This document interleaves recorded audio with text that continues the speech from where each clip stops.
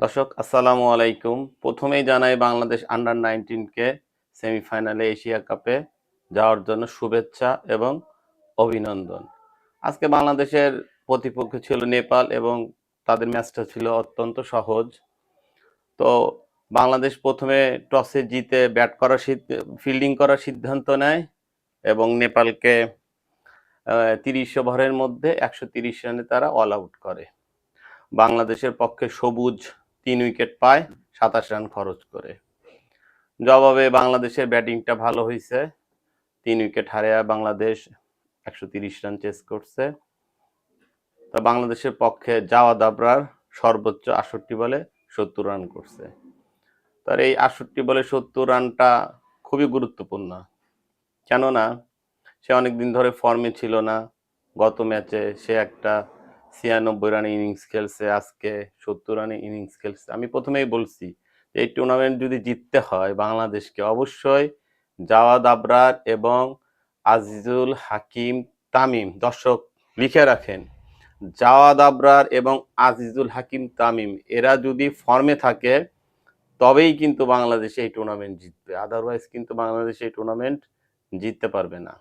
কারণ বাংলাদেশে দেখেন, বাংলাদেশের বোলিংটা কিন্তু খুব একটা ভালো না। ইকবাল হোসেন ইমন ছাড়া তেমন কিন্তু ভালো পেস বলার নাই যে আপনাকে আসলো উইকেট নিয়ে জিতায় দিল। স্পিনারও ভালো না। আমি জানি না কেন শেখ জীবনকে, পারভেজ জীবনই তো বোধহয়, পারভেজ জীবনকে কি জন্য ইনক্লুড করছে আমি বোধগম্য হচ্ছে না আমার। কারণ সে ২ ম্যাচে তার পারফরমেন্স খুবই খারাপ, হতাশাজনক। সে একজন সিনিয়র খেলোয়াড়, তার কাছ থেকে আমরা ভালো পারফরমেন্স আশা করব, কিন্তু সে তার পারফরমেন্সটা বেস্ট তো দিতেই পারে নাই। সে ১০ ওভারও বল করতে পারে নাই, ৩ ওভার ৪ ওভার বল করে তো শেষ। তাহলে তাকে নিয়ে আমার লাভ কি? তাহলে সিনিয়র খেলোয়াড় যদি হয়েই থাকে তাকে তো পারফর্ম করতে হবে। ওদিকে একজন ভালো একজন লেগ স্পিনার স্বাধীন, তাকে বসায় রাখছে। তার কথা কি বলবো, তাকে তো ম্যাচই দিচ্ছে না। তবে তাকে না খেলালে তো কি বলবো, সে কিন্তু খুবই ভালো বল করে, তার গুগলিটা খুবই ভালো। তো আজকের ম্যাচে আসা যাক জাওয়াদ আবরার ব্যাটিং প্রসঙ্গে। জাওয়াদ আবরার বাংলাদেশের আমার দেখা এখন পর্যন্ত আন্ডার-19-এর মধ্যে সবচেয়ে বেস্ট ওপেনার। সে খুবই ভালো খেলে এবং খুবই ভালো একজন ব্যাটসম্যান। বিসিবিকে তার দিকে অবশ্যই নজর দিতে হবে, কারণ সে সব দিকে উইকেটে সব দিকে সে শট খেলতে পারে। আমার চ্যানেলের নামটা হচ্ছে ওভার দ্য টপ, এবং সে ওভার দ্য টপটাই সে ভালো খেলে। সে ওভার দ্য টপটা খুবই ভালো খেলে। আমি যতদূর দেখছি বাংলাদেশে ব্যাটসম্যানরা ওভার দ্য টপ ভালো খেলতে পারে না, কিন্তু Jawad Abrar over the top অবশ্য সে ভালো খেলে। কারণ তার ইনিংসটা দেখলেই বোঝা যায়, তার প্রতিটা ইনিংসে ৪টা ৫টা করে ছক্কা থাকে। এখন এই খেলোয়াড়টাকে যদি বিসিবি নজর দেয় এবং তার কিছু কারেকশন আছে, বিশেষ করে বিশেষ যখন সুইং বোলিং হয়, ইন সুইং এবং আউট সুইং এ তার একটু দুর্বলতা আছে। ইন সুইং এবং আউট সুইং এই দুর্বলতাটা সে যদি কাটাতে পারে এবং স্পিন বলে যদি সে স্ট্রাইকটা রোটেশন করতে পারে, তাহলেই কিন্তু সে একজন বড় এবং ভালো মাপের খেলোয়াড় হবে এবং আগামীতে বাংলাদেশ দলকে সার্ভিস দিতে পারবে। আমি আশা করি অর্থাৎ ২০২৭ সালের ওয়ার্ল্ড কাপ অবশ্যই আমি জাওয়াদ আবরারকে দলে চাই। এটা অনেক দূরের কথা, তারপরে বলে ফেললাম। বাংলাদেশ আর একটা গ্রুপ পর্বে আরো একটা ম্যাচ আছে, সেটা হচ্ছে শ্রীলঙ্কার সাথে ১৭ তারিখ। বাংলাদেশকে ওই ম্যাচে অবশ্যই তার ফুল স্ট্রেংথ নিয়ে খেলতে হবে এবং এই টেবিল টপার অবশ্যই হইতে হবে, কারণ আমরা সেমিফাইনালে অবশ্যই যেন আমাদের প্রতিপক্ষ পাকিস্তান হয় বা ওই গ্রুপ থেকে ভারতের পরে যে আসে সে হয়। কারণ কি, আমরা যদি সেমিফাইনালে যদি ভারতের সাথে খেলি তাহলে আমাদের জেতার চান্সটা খুবই কমে যাবে। তো আমরা সেমিফাইনালে গ্রুপ চ্যাম্পিয়ন হব, সেমিফাইনালে পাকিস্তানের সাথে খেলবো, পাকিস্তানকে বিট করব, পাকিস্তানে বিট করার পর আমরা ফাইনালে ভারতকে হারাবো। অবশ্যই আমরা শিরোপা জয়লাভ করব এবং তৃতীয়বারের মতো হ্যাটট্রিক শিরোপা জয় করে বাংলাদেশকে একটা সারপ্রাইজ দিব এবং দেশের মুখ উজ্জ্বল করব ইনশাল্লাহ।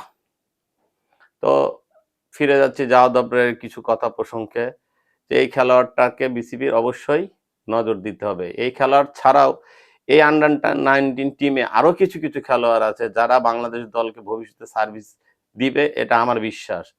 তার মধ্যে আজিজুল হাকিম তামিম ক্যাপ্টেন আছে, আছে মিডল অর্ডার ব্যাটসম্যান কালাম সিদ্দিকী অলিন এবং রিজান হোসেন একদম পারফেক্ট একজন অলরাউন্ডার। সে মাঝখানে মিড ওভার্সে সে ভালো বল করতে পারে এবং সে মিডল অর্ডারে একজন ভালো ব্যাটসম্যান। যদিও তার ব্যাটিংয়ে কিছু ভুল ত্রুটি আছে, সুইঙ্গিং বোলিংয়ে একটু সমস্যা আছে, যেটা বাংলাদেশের সবসময় হয়ে থাকে। এই সুইং বোলিংটা যখন সে ভালো খেলতে পারবে, সে ভালো শট খেলতে পারে এবং তার হাইটটা হলো প্রায় 6 ফিট 3 মতো। এই ধরনের মিডল অর্ডার ব্যাটসম্যান বাংলাদেশের দরকার, কারণ টোয়েন্টি এবং ওডিআইয়ের জন্য দরকার, কারণ মিড ওভারে বাংলাদেশ কিন্তু রান তুলতে পারে না। আর রিজান কিন্তু ভালো খেলোয়াড়, সে স্পিনটা ভালো খেলে, সামনের দিকে খেলে এবং 4 ছক্কা ভালো মারতে পারে। তো এই খেলোয়াড়গুলোকে যদি বিসিবি টেকনিক্যালি হ্যান্ডেল করে এবং আগামী 2 বছরের জন্য যদি এদেরকে ভালো ট্রেনিংয়ের ব্যবস্থা করে, এইচপি ক্যাম্প আছে, বাংলা টাইগার্স আছে, আরও যে সকল ট্রেনিংয়ের দরকার, প্রয়োজনে বিদেশে যায় এদেরকে যদি ট্রেনিং করানো হয়, আশা করি 27-এর ওয়ার্ল্ড কাপে বাংলাদেশ একটা বাঞ্চ অফ ভালো খেলোয়াড়, গুড কোয়ালিটি খেলোয়াড় পেতে পারে, যা বাংলাদেশের জন্য ভবিষ্যতে ভালো হবে আমি আশা করি। আর আজকে বাংলাদেশ ভালোই খেলছে, ওভারঅল পারফরমেন্স ভালো, কিন্তু ওই একটি কথা বারবার বলতে চাই, আমাদের সাহসটা নাই, সাহসটা বাড়াইতে হবে। ভাই, আপনি টসে জিতছেন, আপনি চ্যালেঞ্জ নেন, চ্যালেঞ্জটাকে গ্রহণ করেন, আপনি ব্যাটিং করেন, প্রতিপক্ষ ছিল নেপাল, তাদের বোলিংটা দেখেন, আপনি সুইং বলগুলো খেলার চেষ্টা করেন, শিখেন। যদি এখন থেকে যদি এগুলো অ্যাডাপটেশন যদি না করতে পারেন, তাহলে ভবিষ্যতে ওই বড় ভাইরা যে পথে হাঁটে আপনারাও সেই পথেই হাঁটবেন। তো ধন্যবাদ সবাইকে, জাওয়াদ আবরারকে ধন্যবাদ সুন্দর একটা হাফ সেঞ্চুরি করার জন্য, এবং তার সে যে ফর্মটা ধরে রাখে, আশা করি সে ফর্মটা ধরে রাখবে এবং ফাইনালে সে তার কাছ থেকে আরও একটা সেঞ্চুরি আশা করি ইনশাআল্লাহ। ধন্যবাদ সবাইকে। চ্যানেলটা অবশ্যই লাইক, সাবস্ক্রাইব এবং শেয়ার করতে ভুলবেন না। আসসালামু আলাইকুম।